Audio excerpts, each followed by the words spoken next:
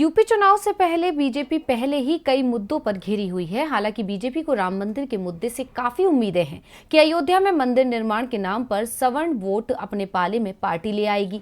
लेकिन अब राम नाम पर भी बीजेपी घिरती दिख रही है, क्योंकि अयोध्या में जमीन घोटाले का आरोप पार्टी पर लग रहा है। इस मामले में कांग्रेस महासचिव प्रियंका गांधी ने भी राम के नाम पर मची लूट बताते हुए सरकार को घेरा है। क्या कहा प्रियंका ने, आइए देखते हैं। राम नाम की लूट है, लूट सके तो लूट। कुछ ऐसा ही हाल इस वक्त अयोध्या में देखने को मिल रहा है। राम मंदिर निर्माण को लेकर बीजेपी ने घर घर से चंदा जुटाने का अभियान चलाया और हर मंच से प्रधानमंत्री मोदी को ये श्रेय भी दिया गया कि उनके कारण ही राम मंदिर बन रहा है। मगर अब इस मंदिर के लिए जमीन के सौदे पर सवाल उठने लगे हैं। कांग्रेस महासचिव प्रियंका गांधी ने इस बारे में सरकार को घेरते हुए कहा कि अयोध्या में मची है राम के नाम पर लूट। पहले चंदे का हुआ घोटाला, अब जमीन हड़पी जा रही है। प्रियंका गांधी ने अयोध्या में सामने आए जमीन घोटाले पर प्रेस से बात करते हुए कहा, देश के सभी घरों ने जो बचत की थी उसमें से सभी ने राम मंदिर ट्रस्ट को चंदा दिया था। ये सबकी आस्था है, उसे आज चोट पहुंचाई जा रही है। 3 चीजें हुई हैं।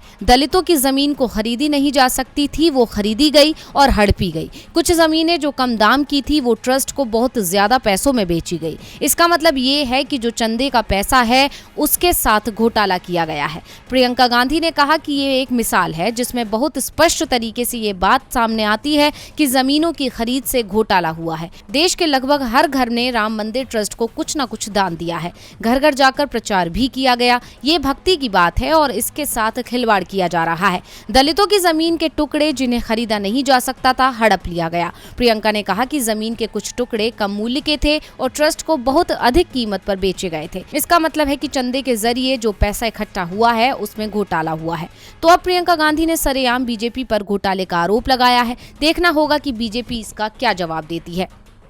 डीवी लाइव की रिपोर्ट।